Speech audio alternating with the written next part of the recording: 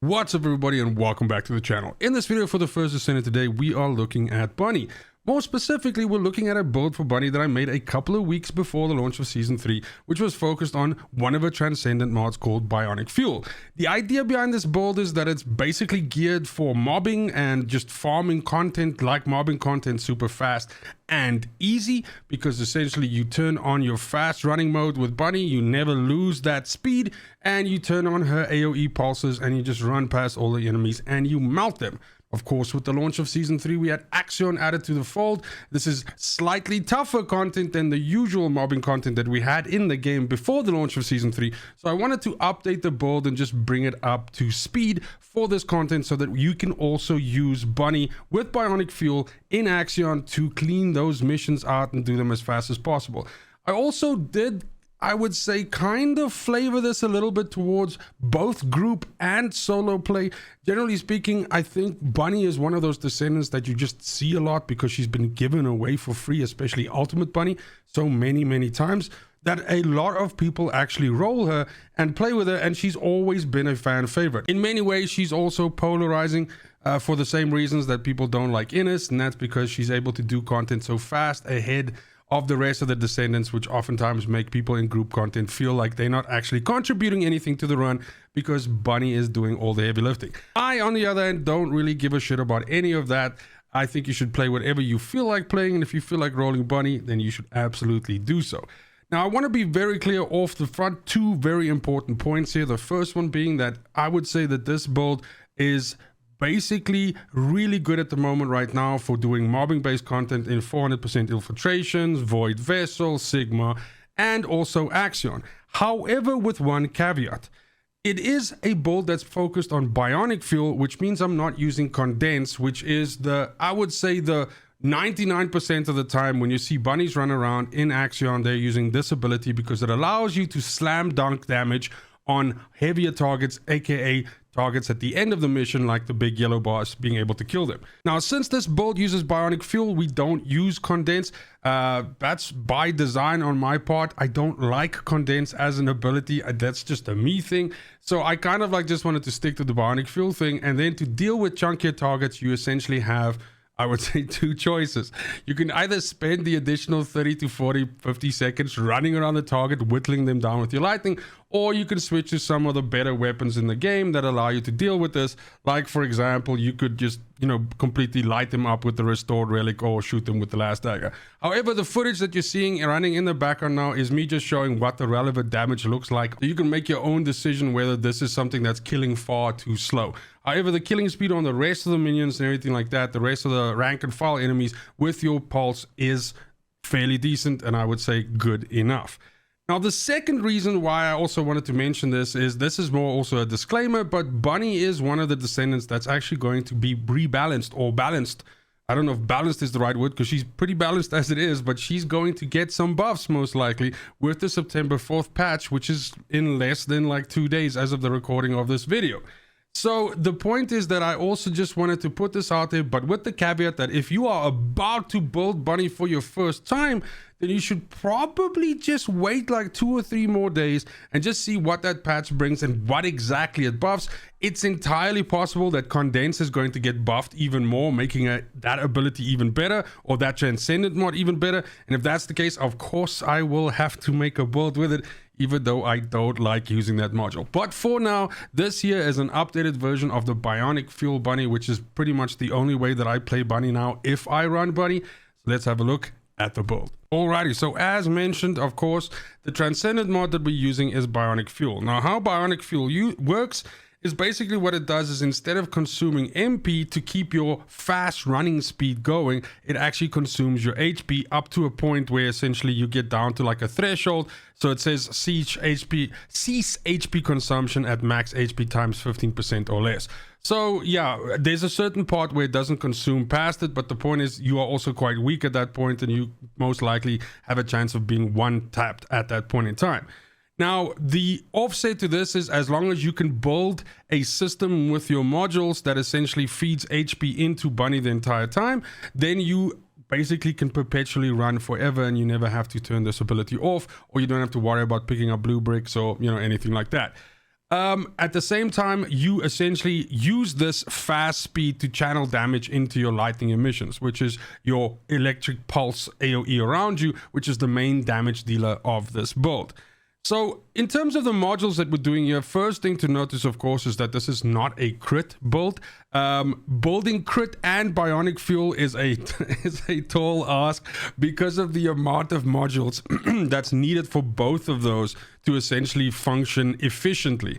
So while I'm not saying it's impossible to do, it's something that I absolutely wouldn't advise, because either which one of the two sides is going to not be as great. Like either your bionic fuel is going to be ass and you're going to be paper thin, or your crits are not going to be that sexy. So it is what it is. The other thing that we also have to bear in mind is there are ways, because we have things like skill cost reduction in the game, right?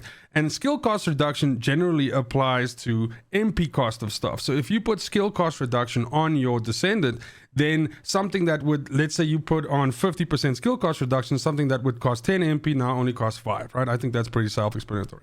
Now, skill cost reduction works a little bit different with bionic fuel, because bionic fuel has, instead of an MP cost, has an HP cost. And you can see that the HP cost is max HP times 8%.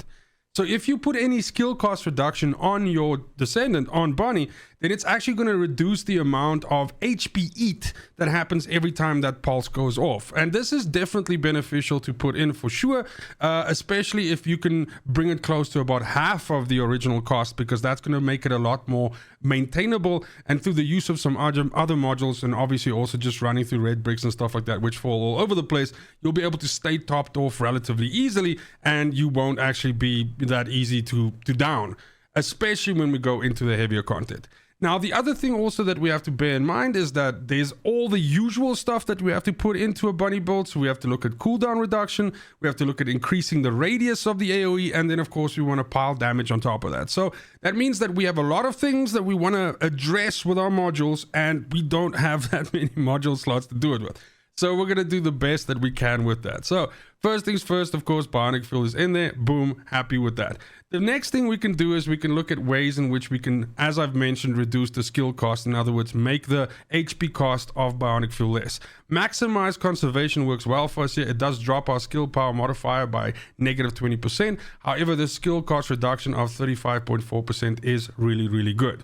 The other thing that we can also then look at the same time is some cooldown reduction. Super important for us, because we want to get into a nice routine where our third ability, our AoE ability, is alive just long enough that it covers the cooldown period of the skill. So by default, this skill's duration is 20 seconds. Okay, so what we want to do is we want to drop the cooldown to just below 20 seconds, which means that we have a perfect rotation.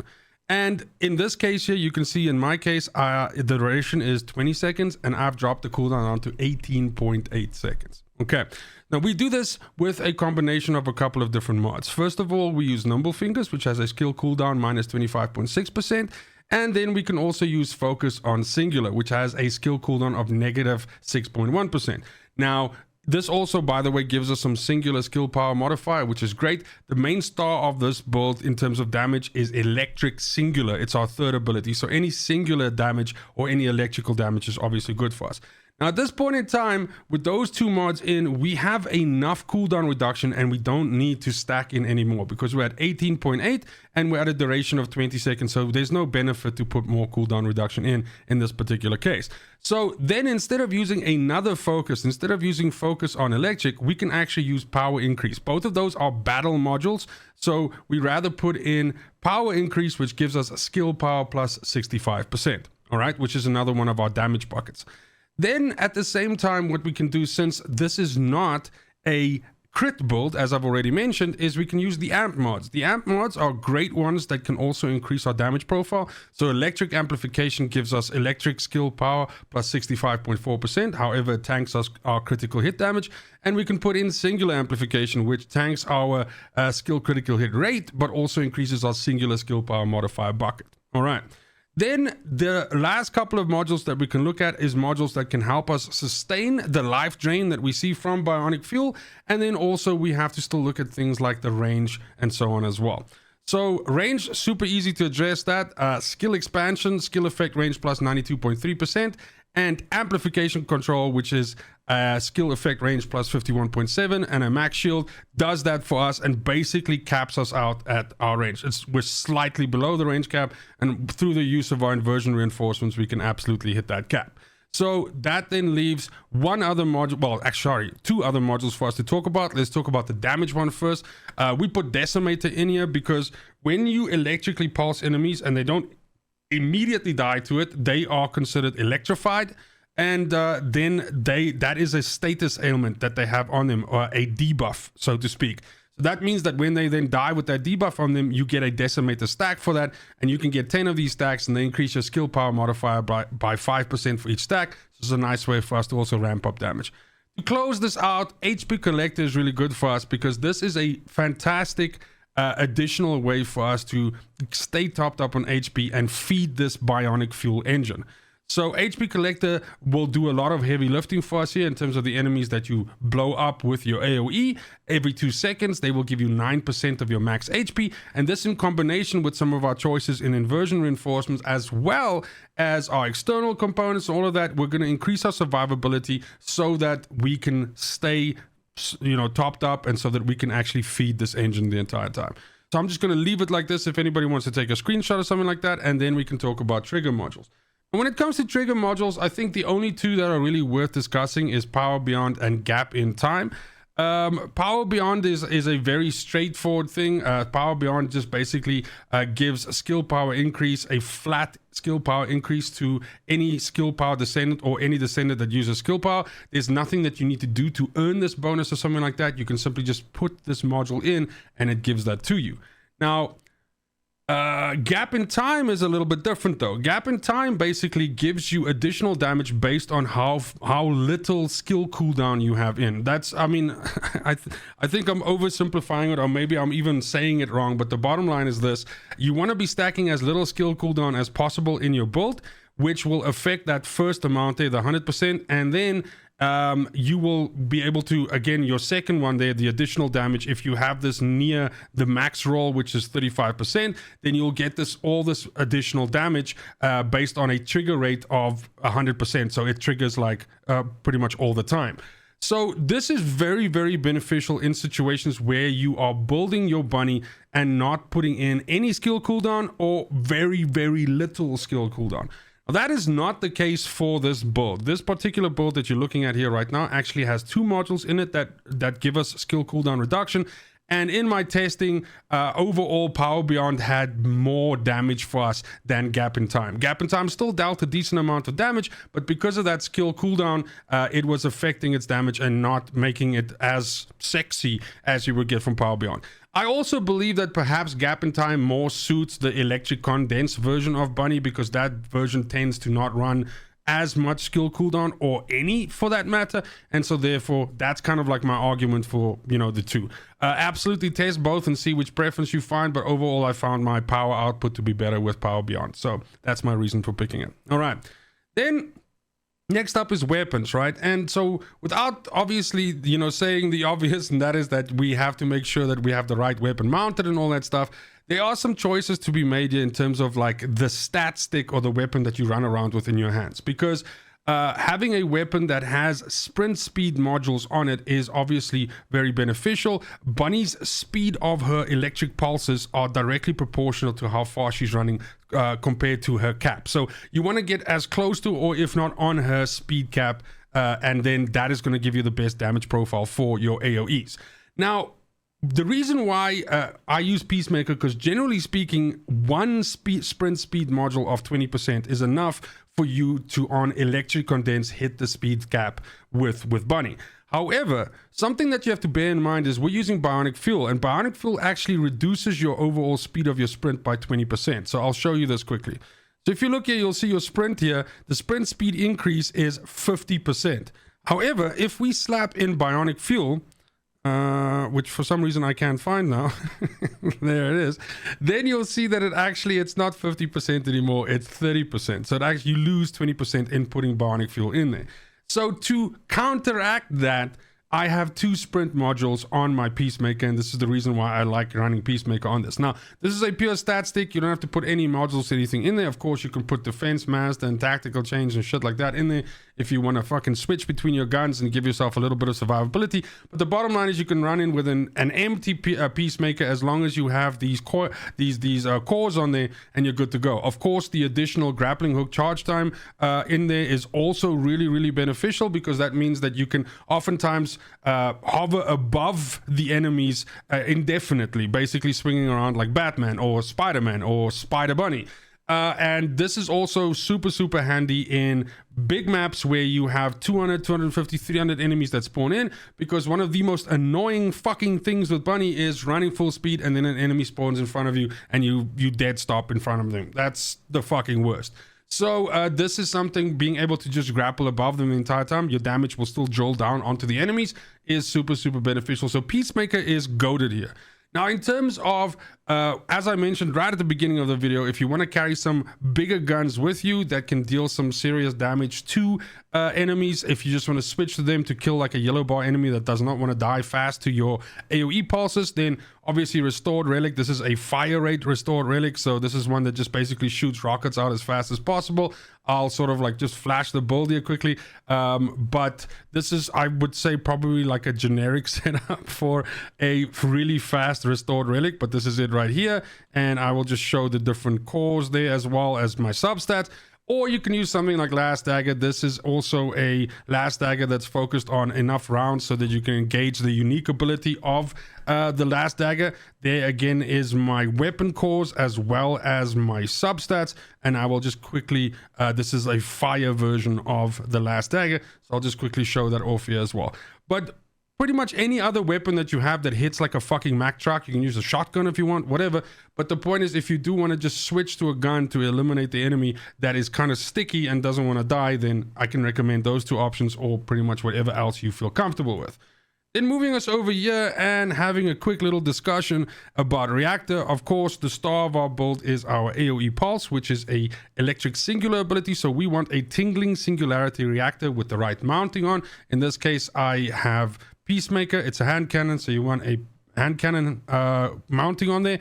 And then electric singular is our substats as well, because we're going for as much raw damage as possible. Additional skill cooldown won't make a difference for us.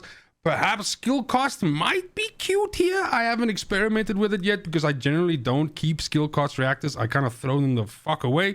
I regret that now, but I will be testing some of that and then maybe combine that into the video for, you know, whatever changes comes with Bunny on the 4th of September. But here we're going for maximum damage, so just more electric and singular skill power boost ratio into those 2 damage buckets, and that's basically it.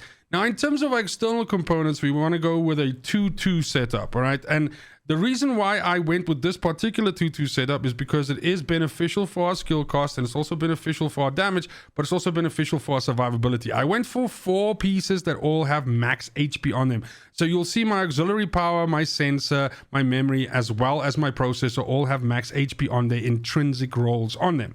I went with 2 pieces Ascending Armory and 2 pieces Plague. We went with 2 pieces Ascending Armory because its 2 set bonus is skill cost minus 6.5, which is yummy. And then we went with 2 pieces Plague because it has singular skill power 5%, and we are using a singular skill to deal most of our damage. So this then allows us to get the maximum amount of HP out of our 4 external components, while we also modules on them that have max HP and defense, which means that our final stats are sitting at 11,000 HP and 35k defense, which is a little bit, I would say, chunkier than Glass Cannon. It's still not as burly as like a 14 or a 15k Descendant, but this is more than enough to, in combination of using, you know, modules like, for example, HP Collector, as well as keeping your eyes fucking peeped on red bricks that fall out and picking those up, and as well as some things we're going to look at, Inversion Reinforcement. It's more than enough to keep you up and going. Now, in terms of your substats on your external components, this is where it gets a little bit funny, right? Because technically speaking, we don't use MP, right? So you want to be getting at least the defensive ones, but essentially you will have, in any case, have probably farmed these components out to be suited for skill-based descendants. The bottom line is, as long as you have max HP on your first piece, the second piece, your sensor, doesn't really matter. You could have some, kind of like defenses on there or something if you want. If you have defense on it, and I meant resistance when I said defenses, as long as you have defense on your memory, and then I don't know, max shield, I guess, on your processor if you really feel like it. But these MP stats don't really matter for us because we're not really going to be using MP, right? We're feeding directly out of our HP pool. But that, again, like I said, is you'd obviously farm these pieces to be suited for a skill-based descendant. So yeah. Then we've got Arche Tuning. So over here, again, this is I would say, fairly straightforward setup because we're not building into crit. So what we want to do is we want to dip all the way down here, come around, get some skill cost reduction, get some skill effect range, get this yellow over here, go all the way up and get this skill cooldown, and then whip around and grab ourselves electric cohesion as our mutant cell, which is a way for us to stack electric skill power.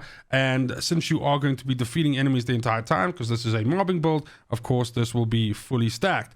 Now, when you complete this sort of setup around here, you're going to have 4 blocks open. So I just dip down here and get some more HP. I get myself a little bit more skill power here and some more HP here. Just kind of trying to just make us a little bit more survivable, because Bunny tends to get shot a lot because you run in between the enemies the whole time and you're constantly like fucking close to them or running right by them as you're trying to electrocute them with your AoEs. So you kind of like have to take a little bit of a punch. Otherwise, it's not going to be all that great. So let me just quickly go back to here, and then that brings us to, I believe, the last thing, which is our inversion reinforcements. Now, yeah, we don't need this arc circulation tactic, which is something that you generally always pick up with a skill-based descendant, because you want that rapid skill cooldown every once in a while. So here we can rather go for something like Focus Boost, which has another skill cost reduction for us here, which again just helps us with the sustain and keeping our BIONIC module going the entire time. Then we can also take Selective Cellular Stimulation, which is going to give us a small HP boost every once in a while. Another way for us to essentially stay topped up. And then last but not least, we can take Pain Suppression here, which is when we dip below 50, we get some more HP again as well. So these are just modules, or these are just choices that I made to just help with the survivability as much as possible. This is just ways for us to make sure, because we have a system built in that is draining our HP over time, so we need to find a way to put some more shit back into the tank, and that's basically what this is all about. That's going to be it for the video. Thanks so much for watching, especially if you made it this far. Like I said, I'm super excited to see what changes. It might be small, insignificant stuff that they do with Bunny on the 4th of September, so maybe it's not that big a fucking deal. However, it could also be big sweeping changes. Maybe they change a lot of the damage values. Maybe they make her even more nasty than she already is. And I'm sure there's going to be a lot of people that complain about that. But that'll be a video for another day. Let me know how you are running your Bunny. Are you playing Bunny in all of these different activities, or have you started switching to other things? I see a lot of comments usually where people go, if you want to play Bunny, just play Innes, which I don't necessarily disagree with. I like Innes a lot. I prefer her to Bunny. But I gotta give Bunny her flowers. She was the OG descendant that everybody used to farm, including myself. So it is what it is. That is a fact. Again, thanks for the support. Thanks for watching. Please continue watching. Tons more videos coming. Looking forward to seeing that patch drop on the 4th of September. And as usual, fucking cheers.